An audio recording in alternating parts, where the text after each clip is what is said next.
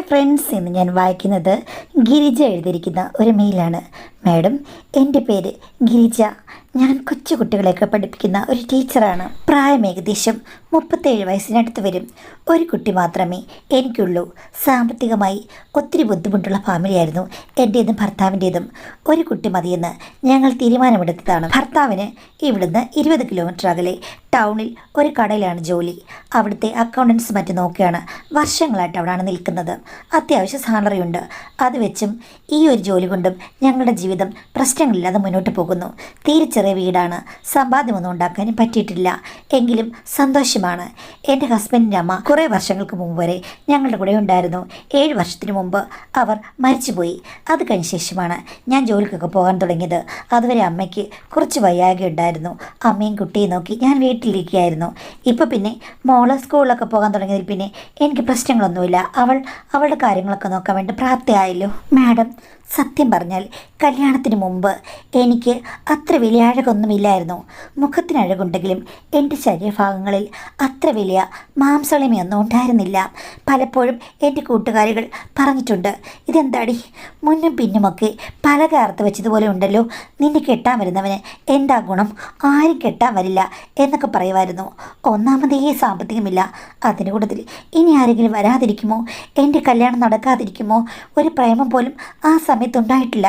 പക്ഷേ മുഖത്ത് നല്ല ഐശ്വര്യമുണ്ടെന്ന് പലരും പറഞ്ഞു കേട്ടിട്ടുണ്ട്. ഒരു വട്ടം അമ്മയും വിവാഹത്തിന് മുമ്പ് ഇങ്ങനെ പറഞ്ഞത് കേട്ടു.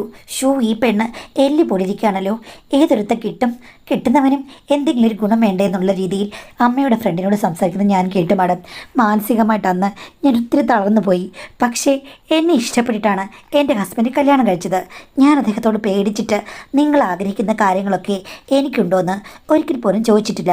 പുള്ളി എന്നോട് അതിൻ്റെ ഉത്തരവും പറഞ്ഞിട്ടില്ല. പക്ഷേ എന്നോട് നല്ല സ്നേഹമാണെന്ന് എനിക്ക് മനസ്സിലായി. പുള്ളിക്ക് കിട്ടാക്കന് കിട്ടി എന്നുള്ള മട്ടിലായിരുന്നു എന്നോടുള്ള പെരുമാറ്റം. ആദ്യമേ എനിക്ക് മനസ്സിലായി, വലിയ റേഞ്ചുള്ള ആളൊന്നുമല്ല എൻ്റെ ഹസ്ബൻഡ്. പാവമാണ്. പെട്ടെന്ന് തന്നെ എല്ലാം സംഭവിച്ചു പോകുന്ന ഒരു പാവം മനുഷ്യൻ. ഞാൻ പിന്നെ സമൃദ്ധിയെ പറ്റിയൊന്നും ചിന്തിച്ചില്ല. ഉള്ളതുകൊണ്ട് ഓണം എന്നുള്ള മട്ടിൽ ഞാൻ ജീവിച്ചു പോന്നു. എനിക്കെൻ്റെ ജീവിതത്തിൽ വലിയ അസംതൃപ്തിയൊന്നുമില്ലായിരുന്നു. പക്ഷേ എൻ്റെ കൂട്ടുകാരികളുമായിട്ടൊക്കെ എനിക്ക് നല്ല ബന്ധമാണ്. അവളുമാരൊക്കെ ഭർത്താവുമായിട്ടുള്ള കാര്യങ്ങൾ വർണ്ണിക്കുന്നത് കേൾക്കുമ്പോൾ എൻ്റെ ഭർത്താവിന് അത്രയ്ക്കൊന്നും ഒരു പെർഫോമൻസുമില്ലെന്ന് എനിക്കറിയാം. എങ്കിലും ഞാൻ കടലും പുഴയും ഒന്നും ചാടിക്കടക്കാതെ കരയിൽ തന്നെ നിന്നു. പക്ഷേ ഞാൻ പറയാൻ വന്നത് അതൊന്നുമല്ല. വിവാഹം കഴിഞ്ഞ് ഞാൻ പെട്ടെന്ന് തന്നെ ഗർഭിണിയായി. മാഡം, സാധാരണ പ്രസവിച്ച് കഴിയുമ്പോൾ സ്ത്രീകൾക്ക് ഒത്തിരി പ്രശ്നങ്ങളാണ് ഉണ്ടാകാറുള്ളത്. എനിക്ക് പ്രശ്നം ഇല്ല എന്നല്ല, പക്ഷേ എൻ്റെ ശരീരത്തിന് വന്ന മാറ്റം അത് എനിക്കൊത്തിരി ഗുണകരമായിരുന്നു. മാഡം, ശരിക്കും അപ്പോഴാണ് പ്രായം തികഞ്ഞ സുന്ദരിയായ ഒരു സ്ത്രീയായി ഞാൻ മാറിയത്.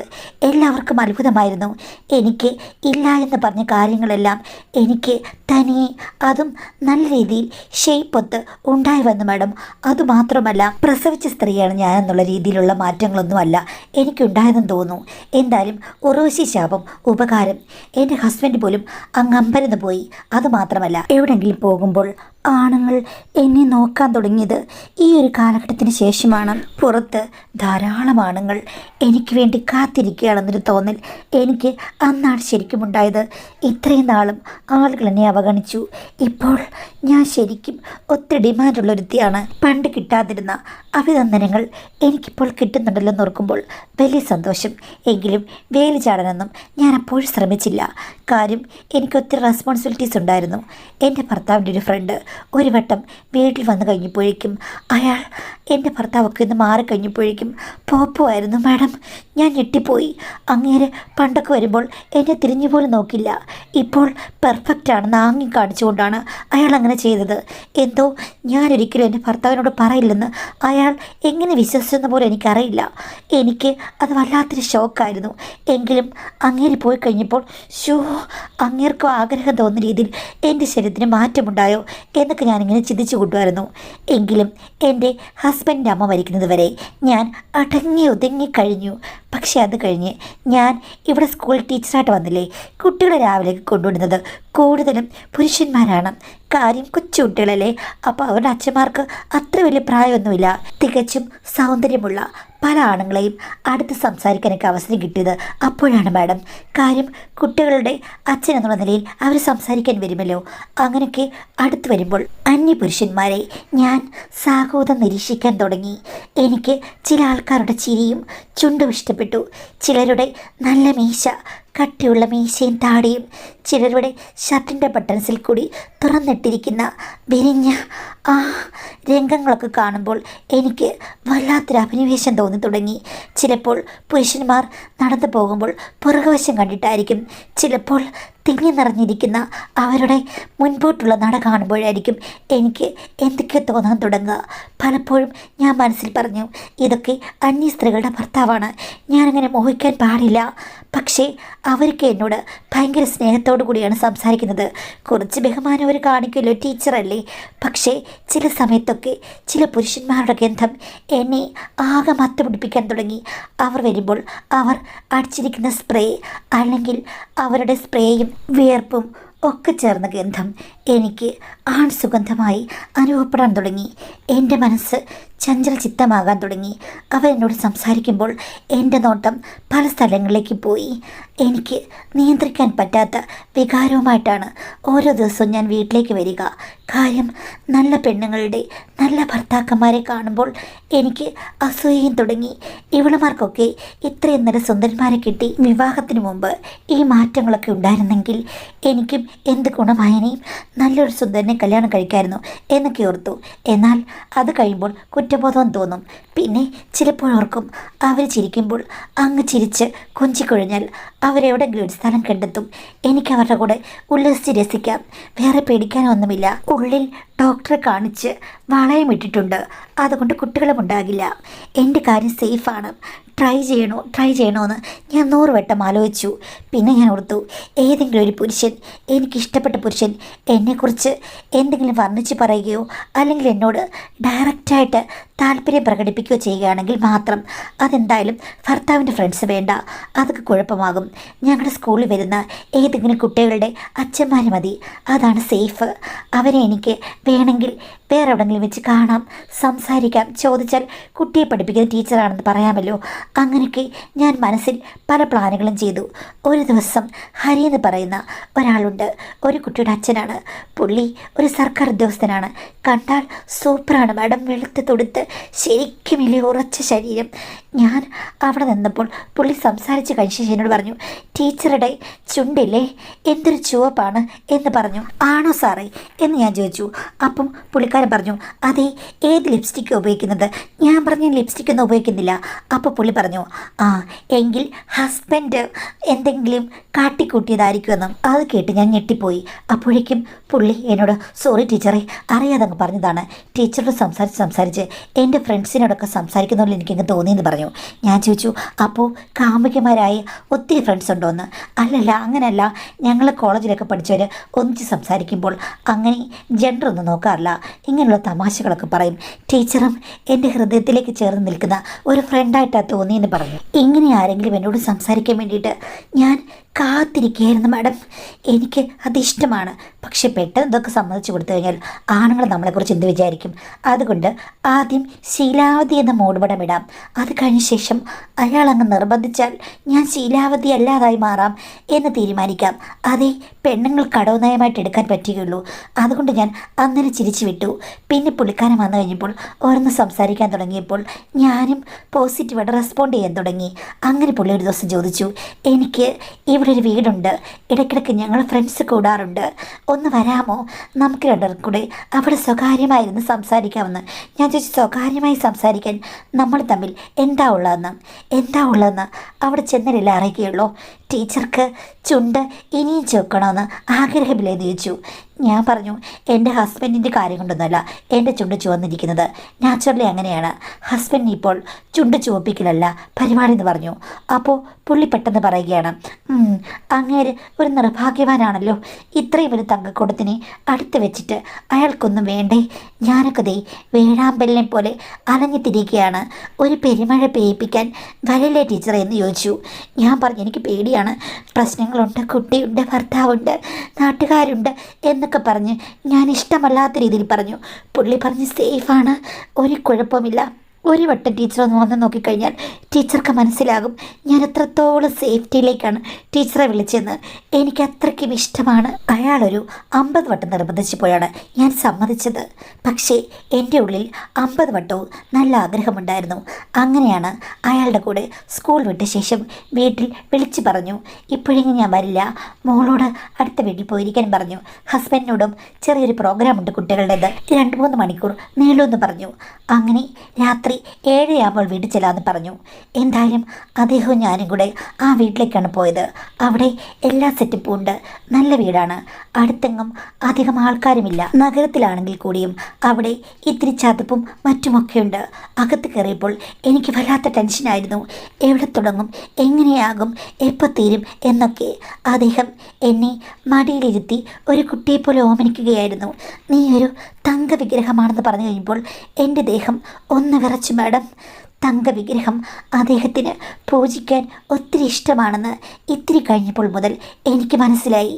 ഞാനും പറഞ്ഞു, തങ്കവിഗ്രഹമാണ് ഞാനെങ്കിൽ സാർ എൻ്റെ കാരിരുമ്പിൽ തീർത്ത വിഗ്രഹമാണ്, എനിക്ക് കാണണം, ദർശന സൗഭാഗ്യം വേണം എന്ന് ഞാനും പറഞ്ഞു. പിന്നെ പൊരിഞ്ഞ യുദ്ധമായിരുന്നു, കാരണം സ്നേഹയുദ്ധം. അതിൽ എനിക്കും അദ്ദേഹത്തിനും ഒരുപോലെ വിജയമുണ്ടാകുന്ന യുദ്ധങ്ങൾ വേറെ എങ്ങും കാണില്ല, ഞങ്ങൾക്കിടയിലേ കാണുകയുള്ളൂ. എനിക്ക് അന്നൊന്ന് മനസ്സിലായി.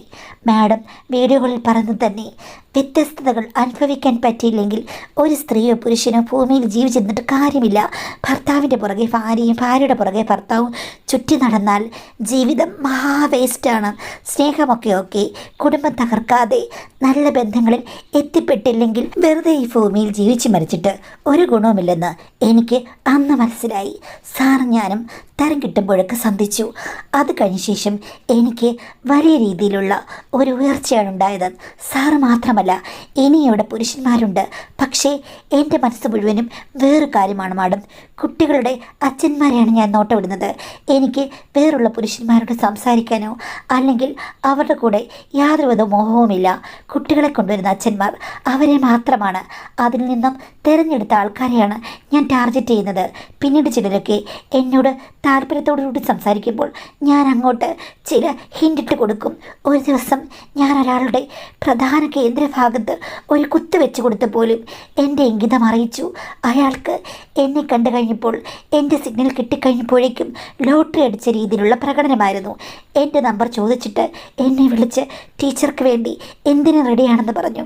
ഞാനിപ്പോൾ നിങ്ങൾക്ക് അതിഷ്ടമാണോ ഇതിഷ്ടമാണോ, ഞാൻ വന്നു കഴിഞ്ഞാൽ എനിക്ക് ഇതൊക്കെയാണ് ഇഷ്ടം, അവിയൽ ഇഷ്ടമാണ്, പായസം ഇഷ്ടമാണ്, കടലക്കറി ഇഷ്ടമാണ്, അപ്പം മുഴുവനും നനച്ച് നിങ്ങൾ കടലക്കറി തിന്നുമോ എന്ന് ചോദിച്ചപ്പോൾ അയാൾ പറഞ്ഞു, എല്ലാ വിഭവങ്ങളും തയ്യാറാക്കുന്ന ഒരു മാസ്റ്റർ ഷെഫാണ് ഞാൻ, ടീച്ചർക്ക് വേണ്ടി എന്തും ഞാൻ ഡെഡിക്കേറ്റ് ചെയ്യും എന്ന് പറഞ്ഞപ്പോഴേക്കും എനിക്ക് ഹാലങ്ങിളകി. ഞാൻ ചാടിത്തുള്ളി ഇറങ്ങിപ്പോയി. അയാളുടെ കൂടെ മാത്രമല്ല, അങ്ങനെ മാഡം ഈ അടുത്ത കാലം വരെ ഏകദേശം 35 ഫാദേഴ്സിൻ്റെ കൂടെയാണ് ഞാൻ പോയത്. അവർ വിളിക്കുന്ന സ്ഥലങ്ങളിലൊക്കെ പോകാൻ എനിക്ക് ആദ്യം പ്രശ്നമുണ്ടായിരുന്നു. പിന്നീട് ആ പേടിയും ഭയവുമെല്ലാം അങ്ങ് മാറിക്കിട്ടി. ഞാൻ ഓരോ പ്രോഗ്രാമിൻ്റെ പേര് പറഞ്ഞ് വീട്ടിൽ എല്ലാം അഡ്ജസ്റ്റ് ചെയ്തിട്ട് പകൽ സമയത്ത് പലപ്പോഴും കറങ്ങി നടക്കാൻ തുടങ്ങി. ചുരുക്കം പറഞ്ഞാൽ എനിക്ക് ഇവരോടൊക്കെ ഒത്തിരി ഇഷ്ടമായി. ഓരോ വർഷവും പുതിയ ഫാദേഴ്സ് വരുമ്പോൾ എനിക്ക് അന്ന് വല്ലാത്തൊരു ഇളക്കമാണ്. ഞാൻ നല്ല ആണുങ്ങളെ നോക്കി വെച്ചിരിക്കും. പക്ഷേ മാഡം, ഞാൻ ശ്രമിച്ചിട്ടും വളയാത്ത ചില ആണുങ്ങളുണ്ട്.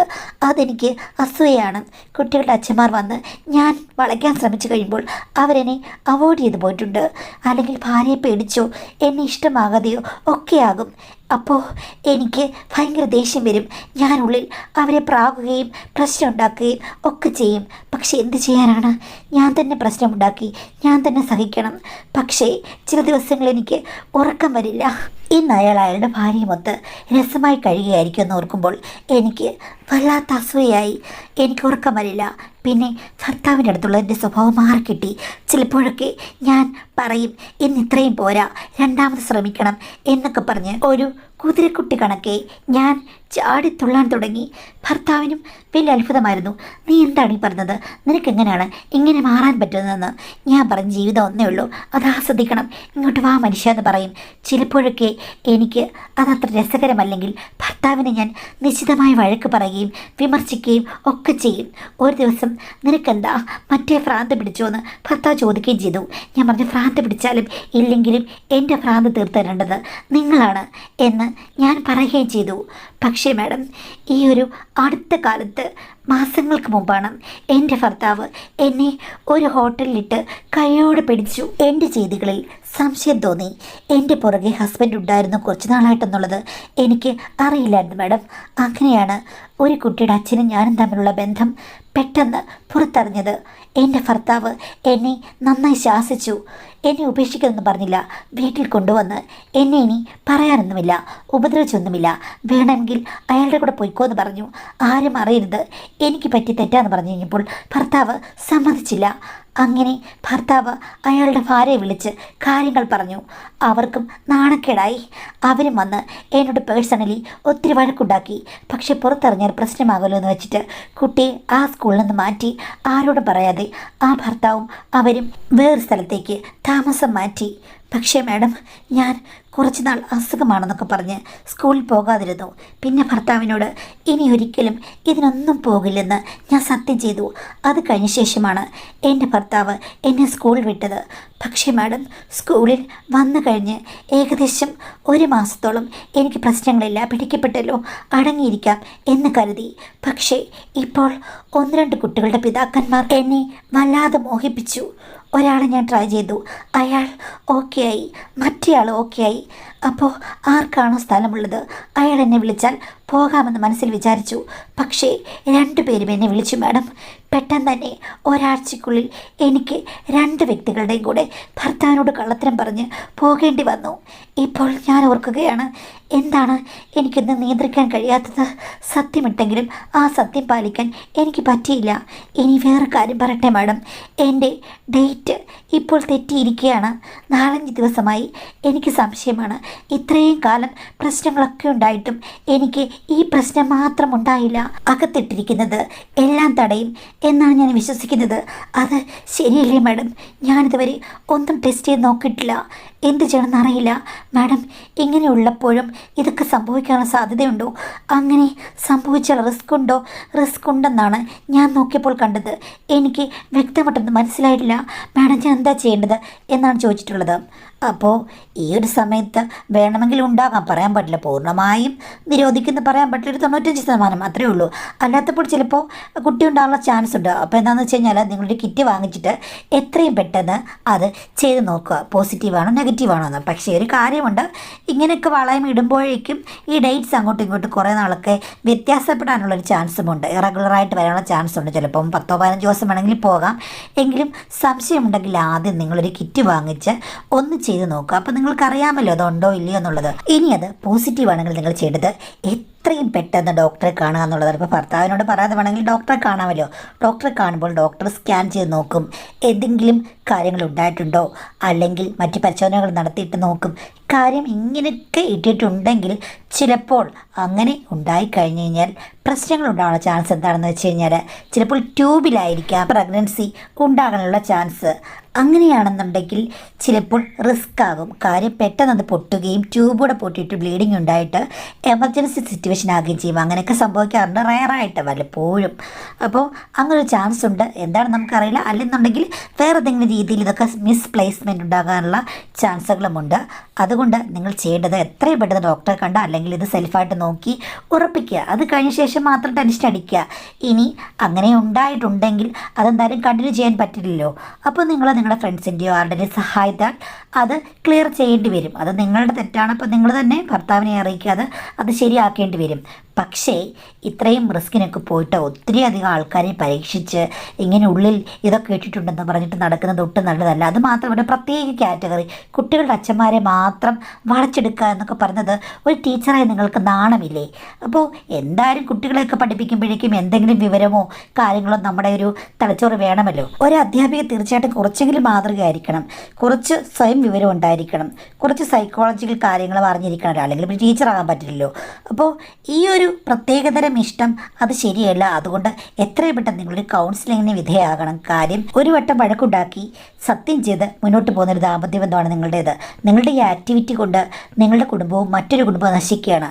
അത് ശരിയാണെന്ന് തോന്നുന്നുണ്ടോ? അപ്പം സ്വയം ഇതിന് ശരിയും തെറ്റുമൊക്കെ മനസ്സിലാക്കാനുള്ള കഴിവുള്ളത് കൊണ്ട് നിങ്ങളൊരു കൗൺസിലിങ്ങിന് പോകണം. ശരിയാണ്, എന്ത് കാരണം കൊണ്ടാണെങ്കിലും ചിലപ്പോൾ നമുക്ക് മാനസികമായ ഒത്തിരി മാറ്റങ്ങൾ ഏതെങ്കിലും സമയത്ത് വന്നേക്കാം. സാഹചര്യം അനുകൂലമാണെങ്കിൽ നമ്മൾ തെറ്റും ചെയ്തു പോയേക്കാം, അല്ലെങ്കിൽ ഇളക്കമൊക്കെ വരാം. അതൊന്നും തെറ്റാണ് എന്ന് പറഞ്ഞു കഴിഞ്ഞാൽ ആ ഒരു മമ്മല് ചിലപ്പോൾ തെറ്റാണെന്ന് തോന്നില്ലെങ്കിൽ കൂടിയും അതിൽ പ്രശ്നങ്ങൾ ഉണ്ടാകുമ്പോൾ, ആ തെറ്റുകൊണ്ട് നമുക്ക് ഒത്തിരി കുഴപ്പങ്ങൾ ഉണ്ടാകുമ്പോൾ അത് തിരുത്തണം, തിരുത്തി ചിന്തിക്കണം. അതിനു വേണ്ടിയിട്ട് നിങ്ങൾ കൗൺസിലിങ്ങിന് പോവുക തന്നെ വേണം.